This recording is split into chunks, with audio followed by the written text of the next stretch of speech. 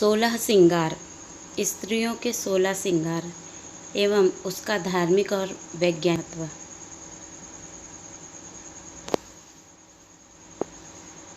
विवाह की स्त्री 16 श्रृंगार को अनिवार्य रूप से धारण करती है।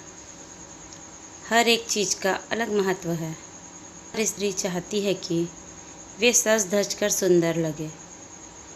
यह उनके रूप को और भी अधिक सौंदर्यवान बना देता है। हिंदू महिलाओं के लिए 16 श्रृंगार का विशेष महत्व है। विवाह के बाद स्त्री इन सभी चीज़ों को अनिवार्य रूप से धारण करती है। हर एक चीज़ का अलग महत्व है। हर स्त्री चाहती है कि वे सज धज कर सुंदर लगे। यह उनके रूप को और भी अधिक सौंदर्यवान बना देता है। 16 श्रृंगार के बाद में विस्तार वर्णन। पहला श्रृंगार बिंदी। संस्कृत भाषा में बिंदी शब्द को बिंदी की उत्पत्ति हुई है। भवों के बीच रंग या कुमकुम से लगाई जाने वाली भगवान शिव के तीसरे नेत्र का प्रतीक मानी जाती है। सुहागन स्त्रियां कुमकुम या सिंदूर से अपने ललाट पर लाल बिंदु लगाना जरूरी समझती हैं। इसे परिवार की समृद्धि का प्रतीक माना जाता है।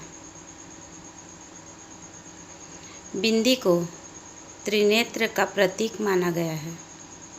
दो नेत्रों को सूर्य व चंद्रमा माना गया है, जो वर्तमान व भूतकाल देखते हैं, तथा बिंदी त्रिनेत्र के प्रतीक के रूप में भविष्य में आने वाले संकेत की ओर इशारा करती है। विज्ञान के अनुसार बिंदी लगाने से महिला का आशा चक्र सक्रिय हो जाता है। यह महिला को आध्यात्मिक बने रहने में तथा आध्यात्मिक ऊर्जा को बनाए रखने में सहायक होती है। बिंदी आज्ञा चक्र को संतुलित कर दुल्हन को ऊर्जावान बनाए रखने में सहायक होती है। दूसरा श्रृंगार सिंदूर। उत्तर भारत में लगभग सभी प्रांतों में सिंदूर को स्त्रियों का सुहाग चिन्ह माना जाता है। विवाह के अवसर पर पति अपनी पत्नी के मांग में सिंदूर भरकर जीवन भर उसका साथ निभाने का वचन देता है। मान्यताओं के अनुसार सौभाग्यवती महिला अपने पति की लंबी उम्र के लिए मांग में सिंदूर भरती है। लाल सिंदूर महिला के सहस्त्र चक्र को सक्रिय रखता है। यह महिला के मस्तिष्क को एकाग्र कर उसे सही सूझबूझ देता है। वैज्ञानिक मान्यताओं के अनुसार सिंदूर महिलाओं के रक्तचाप को नियंत्रित करता है। सिंदूर महिला के शारीरिक तापमान को नियंत्रित कर उसे ठंडक देता है और शांत रखता है। तीसरा श्रृंगार काजल। काजल आँखों का श्रृंगार है। इससे आँखों की सुंदरता तो बढ़ती है। काजल दुल्हन और उसके परिवार को लोगों की बुरी नज़र से बचाता है।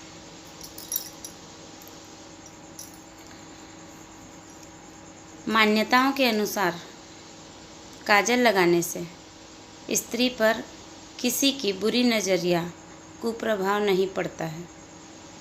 काजल से आँखों से संबंधित कई रोगों से बचाव होता है। काजल से भरी आँखें स्त्री के हृदय में प्यार व कोमलता को दर्शाती हैं। वैज्ञानिक मान्यताओं के अनुसार काजल आँखों को ठंडक व धूल मिट्टी से को बचाव होता है। चौथा श्रृंगार, मेहंदी। मेहंदी के बिना सुहागन का श्रृंगार अधूरा माना जाता है। शादी के वक्त दुल्हन और शादी में शामिल होने वाले परिवारों की सुहागन स्त्रियां अपने पैरों और हाथों में मेहंदी रचाती हैं। ऐसा माना जाता है कि नववधू के हाथों में मेहंदी जितनी गाढ़ी रचती है उतना पति उसे उतना ही ज़्यादा प्रेम करता है। मान्यताओं के अनुसार मेहंदी का गहरा रंग पति पत्नी के बीच के गहरे प्रेम से संबंध रखता है। मेहंदी का रंग जितना लाल और गहरा होता है, पति पत्नी के बीच प्रेम उतना ही गहरा होता है। वैज्ञानिक मान्यताओं के अनुसार मेहंदी दुल्हन को तनाव से दूर रखने में सहायता करती है।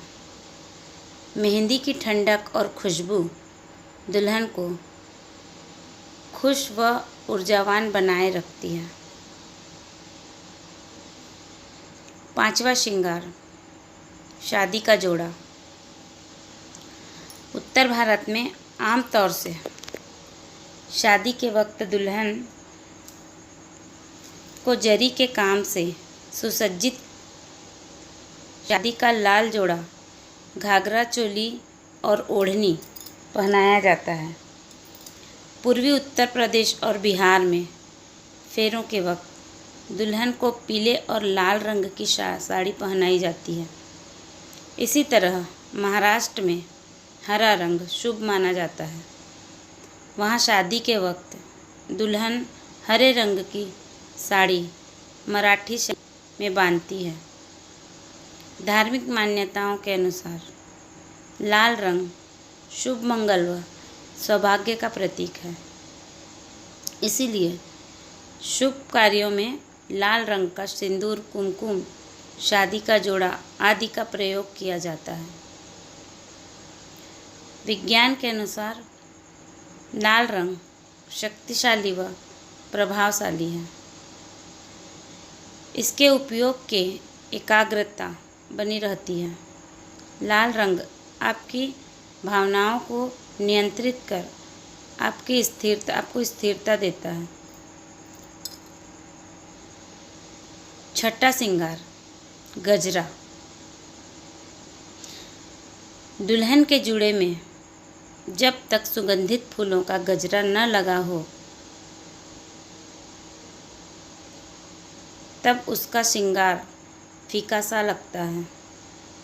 दक्षिण भारत में तो सुहागिन स्त्रियां प्रतिदिन अपने बालों में हर श्रृंगार के फूलों का गजरा लगाती हैं। मान्यताओं के अनुसार गजरा दुल्हन को धैर्य व ताजगी देता है। शादी के समय दुल्हन के मन में कई तरह के विचार आते हैं। गजरा उन्हीं विचारों से उसे दूर रखता है और ताजगी देता है। विज्ञान के अनुसार चमेली के फूलों की महक हर किसी को अपनी ओर आकर्षित करती है। चमेली की खुशबू तनाव को दूर करने में सबसे ज़्यादा सहायक होती है।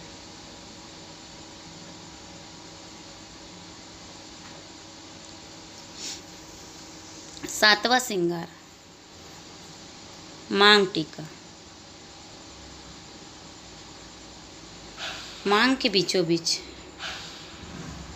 पहना जाने वाला यह स्वर्ण आभूषण सिंदूर के साथ मिलकर वधू की सुंदरता में चार चांद लगा देता है। ऐसी मान्यता कि नववधू को मांग टीका सिर के ठीक बीचों बीच इसलिए पहनाया जाता है कि वह शादी के बाद हमेशा अपने जीवन में सही और सीधे रास्ते पर चले और वह बिना किसी पछताव के सही निर्णय ले सके। मान्यताओं के अनुसार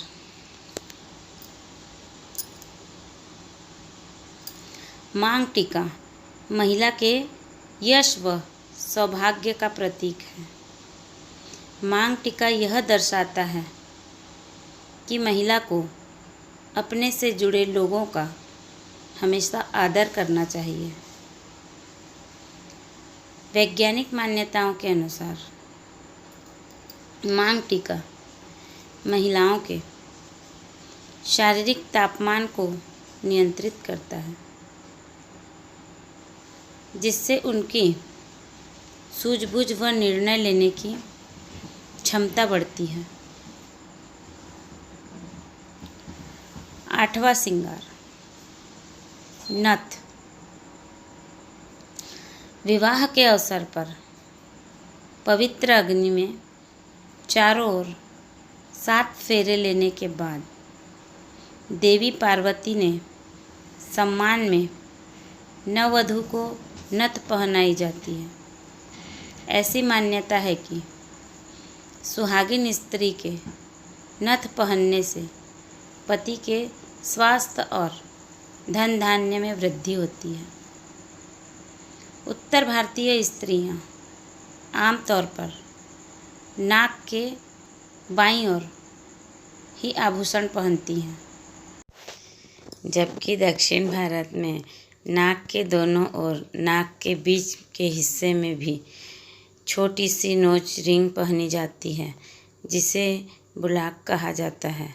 नथ आकार में काफ़ी बड़ी होती है। इसे हमेशा नहीं पहने रहना असुविधाजनक होता है, इसलिए सुहागन स्त्रियां इसे शादी, विवाह और तीज त्योहार जैसे खास अवसरों पर ही पहनती हैं।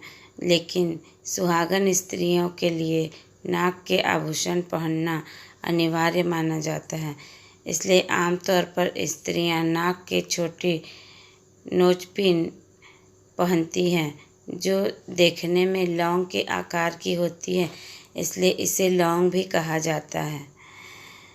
धार्मिक मान्यता हिंदू धर्म में जिस महिला का पति मृत्यु प्राप्त हो जाता है, उसकी नथ को उतार दिया जाता है। इसके अलावा हिंदू धर्म के अनुसार नथ को माता पार्वती को सम्मान देने के लिए भी पहना जाता है।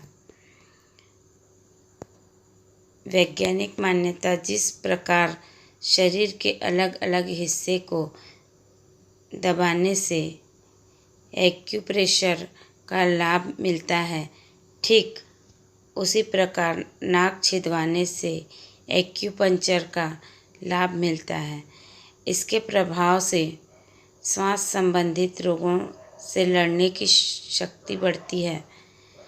कफ, सर्दी, जुखाम आदि रोगों में भी इससे लाभ मिलता है।